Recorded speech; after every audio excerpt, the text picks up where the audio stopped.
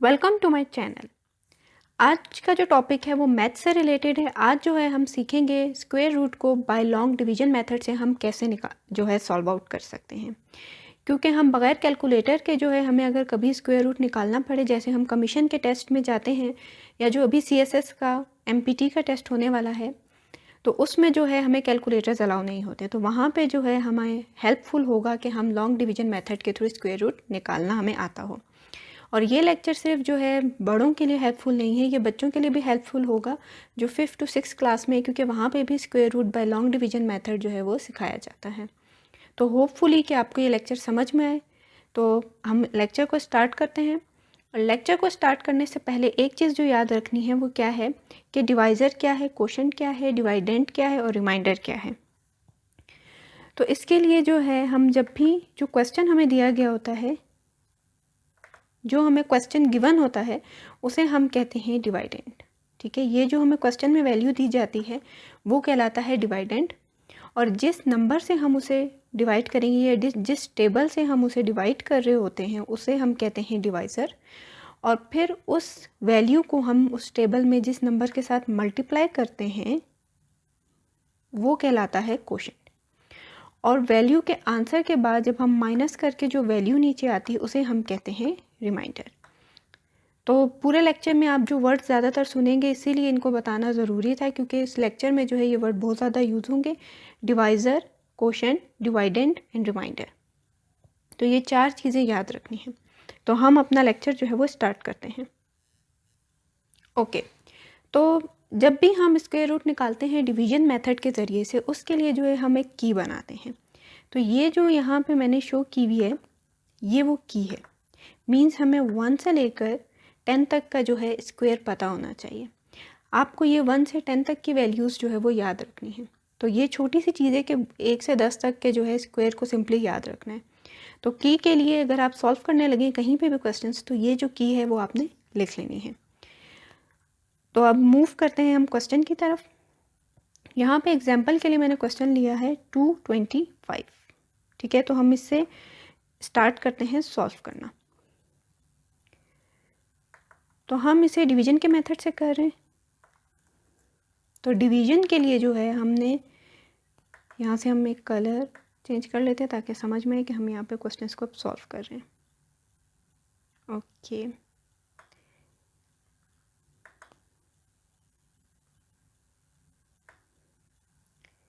ये हमने यहाँ पे साइन बना दिया। इसके अंदर जो है हम क्या लिखेंगे, अपना क्वेश्चन। जो हमने पहले भी कहा मैंने आपको कि जो हमारे पास डिवाइडेंट है वो क्या है, हमारे पास क्वेश्चन है। तो क्या है, 225 यहाँ पर आ गया। अब हम इसकी डिवीजन स्टार्ट करते हैं। डिवीजन को स्टार्ट करने का इसमें पहला रूल क्या है डिवीजन मेथड में, कि हमने जो है क्वेश्चंस के पेयर्स बनाने हैं। जो क्वेश्चन हमें नंबर्स वैल्यूज़ दी हुई हैं इनके हम पेयर्स बनाएंगे। तो पेयर्स जो हैं वो हम 2-2 के बनाना स्टार्ट करते हैं। और जो पेयर्स हैं वो हम स्टार्ट करते हैं राइट से लेफ़्ट की तरफ। ठीक है, तो एक जो पेयर है वो हमारे पास बन गया 25। अगर मैं इसको राइट टू लेफ़्ट लेके जा रही हूँ तो एक जो पेयर बना वो क्या है, 25 का। अब अगर मुझे दूसरा पेयर बनाना है तो वो बच गया जस्ट 2। ठीक है, ये मैंने बनाए पेयर्स।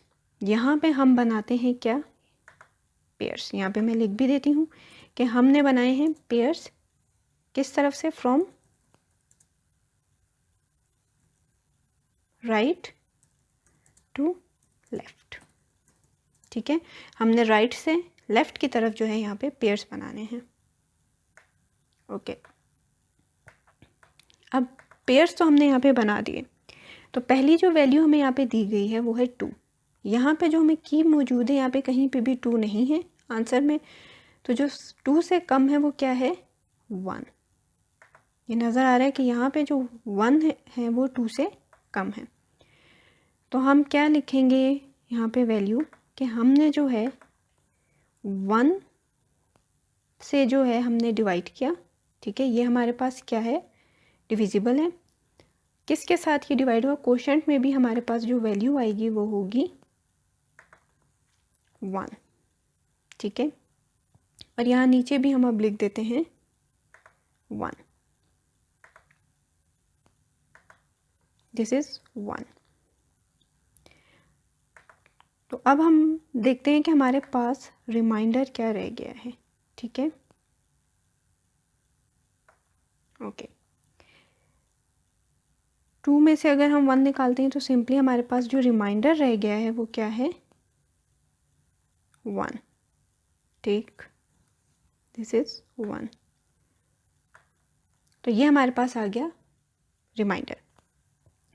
ये जो 25 का पेयर है ये पूरा का पूरा इसी तरह से हम नीचे ले आते हैं। ठीक है, 2 भी ऐसे ही आ जाएगा, राइट,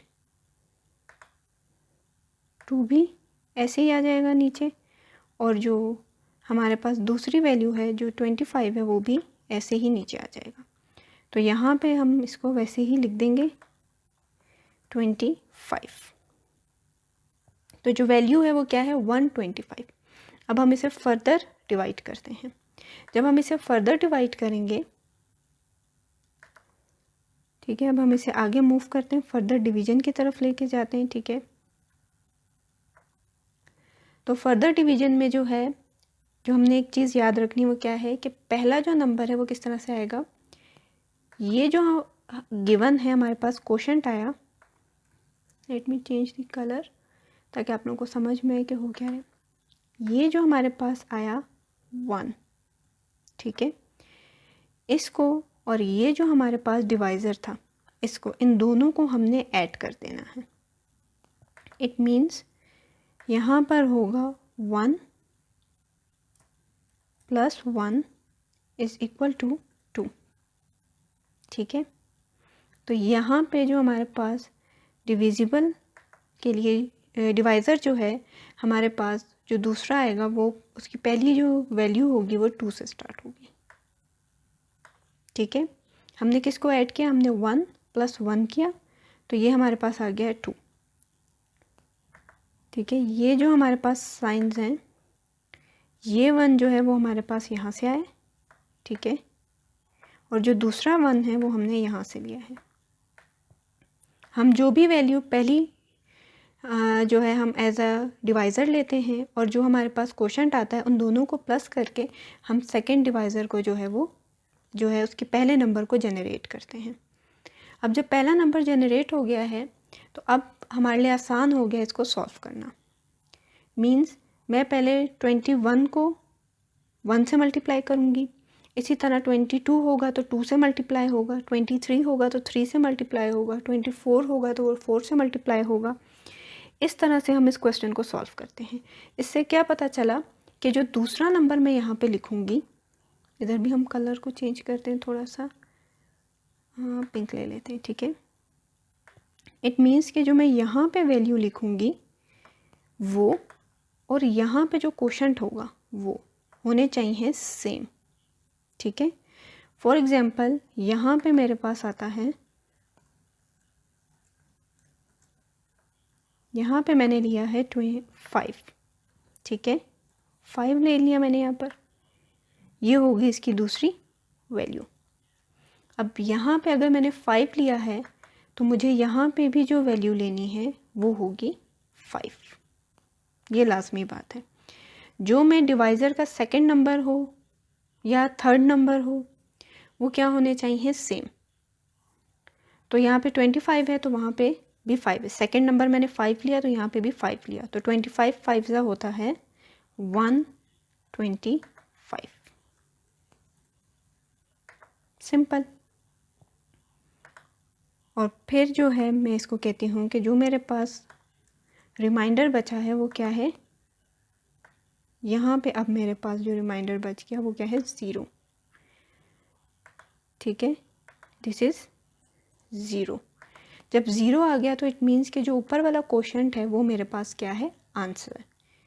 तो ये आंसर मेरे पास क्या आ गया, ये मेरे पास आंसर आ गया है 15। ठीक, यहाँ पर क्या आ गया आंसर, 15। तो इस क्वेश्चन का आंसर है 15। मीन्स अगर मुझे 225 का स्क्वायर रूट निकालना है तो उसके लिए अगर मैं लॉन्ग डिवीजन मेथड को यूज़ कर रही हूँ तो मेरे पास आसानी से आंसर आ गया 15। अब इसको हम और अच्छी तरह से समझने के लिए एक और एग्जांपल को सॉल्व करते हैं। ओके, तो अब हम जो दूसरी एग्जांपल लेंगे वो है हमारे पास क्वेश्चन फॉर एग्जांपल 576। ठीक है, इसको हम ब्लैक कर देते हैं ताकि हमें याद रहे। ठीक है, तो क्वेश्चन है हमारे पास 576। तो इसको अब हमने सॉल्व करना है डिवीजन मेथड से। ठीक है, तो सेम हम उसी तरह से लेते हैं इसे। यहाँ पे हमने डिवीजन मेथड को स्टार्ट किया। ठीक है,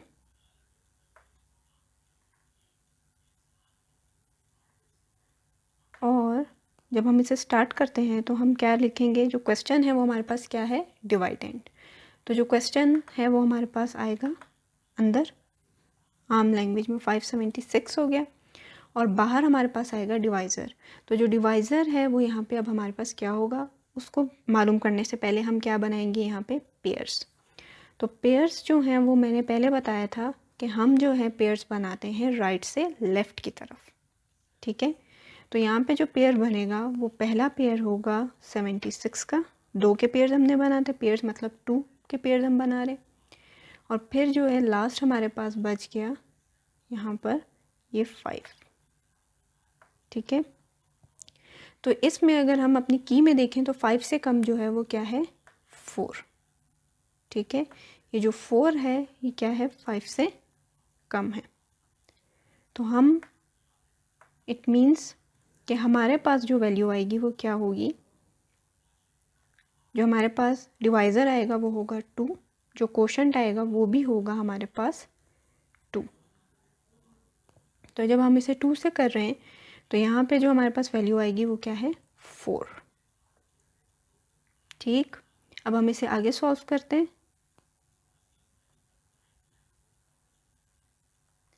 4 हमारे पास यहाँ पे वैल्यू आ गई, तो यहाँ पे हम अब रिमाइंडर निकालते हैं कि हमारे पास क्या आएगा, 1 रह गया हमारे पास यहाँ पर। ठीक है, दिस इज 1। अब 1 के साथ जो है ये 7 और 6 जो है वो एज इट इज़ जो है वो नीचे आ जाएंगे। ठीक है, ये जो 7 है ये भी नीचे आ जाएगा, और जो ये 6 है ये भी नीचे आ जाएगा। तो हमारे पास जो वैल्यू बनती है वो है 7, 6 एज इट इज़ नीचे आ गया। तो यहाँ पे जो वैल्यू बन गई वो है 176। अब हमने इसे और जो है आगे सॉल्व करना है। ठीक है, अब हम इसे और सॉल्व करते हैं फर्दर। ये हो गया हमारे पास आगे 2 + 2। दूसरा स्टेप तीसरा स्टेप था वो क्या था कि ये जो 2 है, जो डिवाइज़र है और कोशेंट है, उनको हमने ऐड अप करना था। तो 2 + 2 इज़ 4। ठीक है, तो जो पहला नंबर आएगा सेकंड डिवाइज़र का वो क्या होगा, 4। अब यहाँ पे आ गया 4। सेकंड चीज़, जो लास्ट चीज़ इसमें इम्पॉर्टेंट थी वो क्या थी कि जो हम सेकंड नंबर ले रहे हैं, जो हम थर्ड नंबर लेंगे डिवाइज़र के लिए, वो और कोशेंट सेम होने चाहिए। तो हम अगर 41 लेंगे तो इट मीन्स कि कोशेंट भी 1 होगा। अगर हम 42 लेंगे तो कोशेंट 2 होगा। ठीक है, इसी तरह अगर हम 43 लेते हैं तो कोशेंट 3 होगा।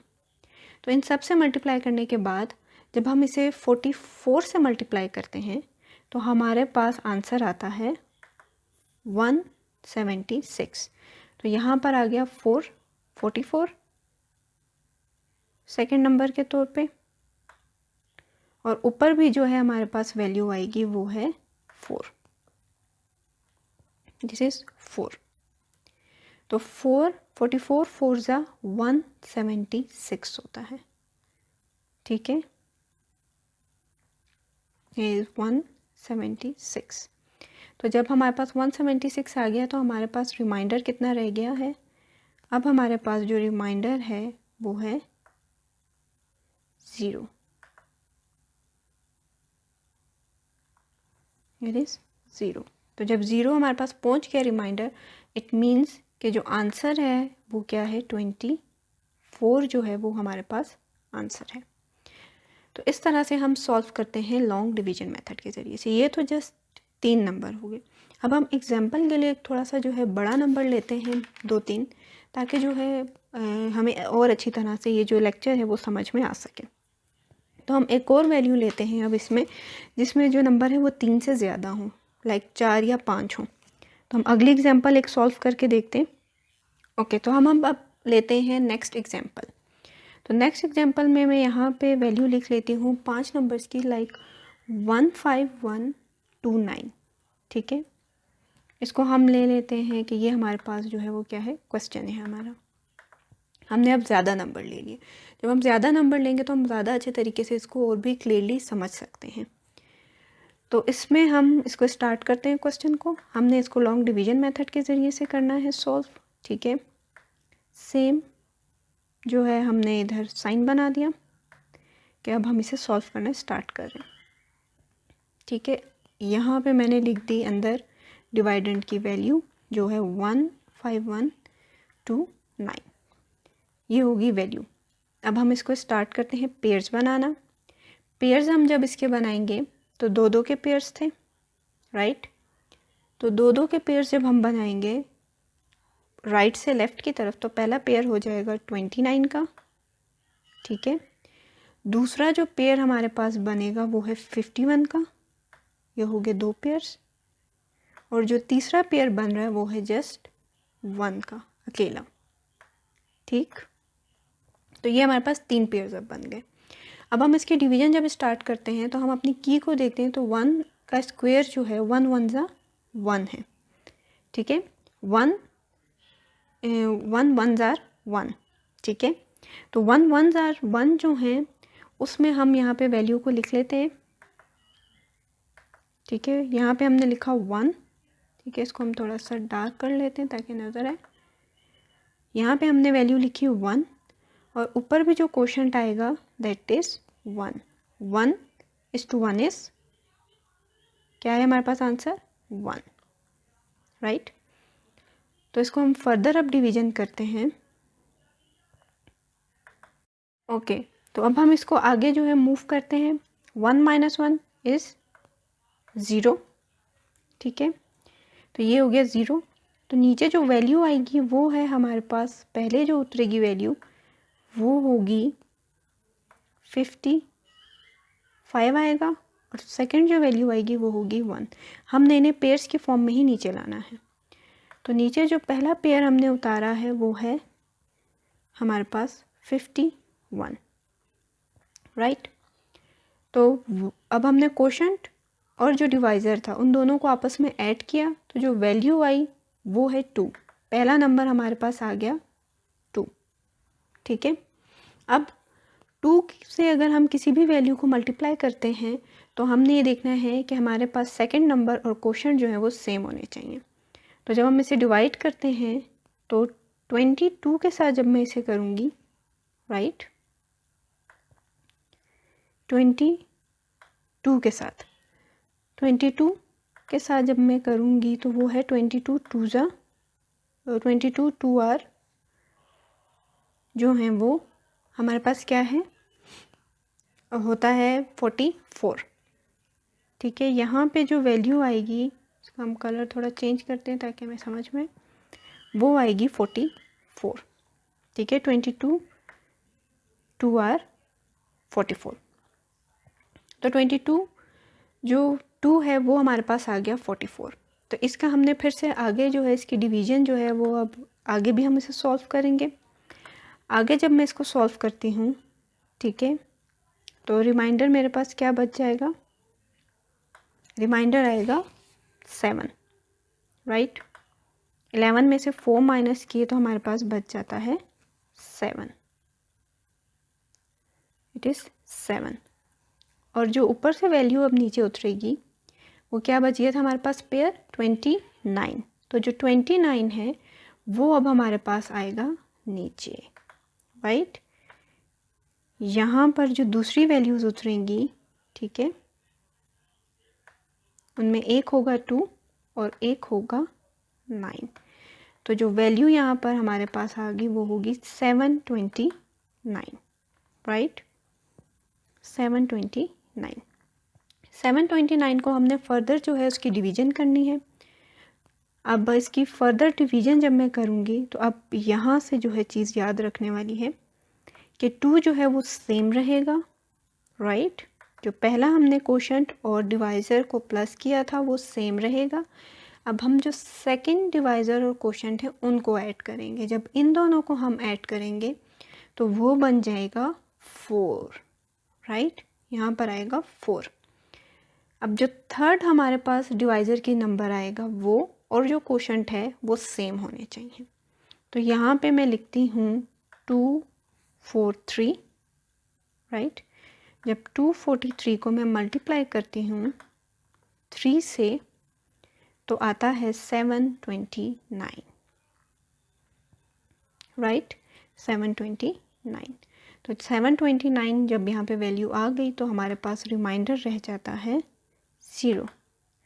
हमने तब तक रिवीजन करनी है जब तक हमारे पास जो रिमाइंडर है वो 0 नहीं हो जाता। तो यहाँ पे हमारे पास डिवाइज़र हो गया 0। तो जो आंसर है वो क्या बन गया 123। ये जो 123 ऊपर वैल्यू आई है कोशेंट की, दिस इज़ आवर आंसर 123। इस तरह से जो है हम डिवीजन मेथड के ज़रिए से क्वेश्चंस को सॉल्व कर सकते हैं। आपने जो है बड़ी वैल्यू भी देख ली, 3 वैल्यूज़ भी देख ली, 5 भी देख ली, ठीक है।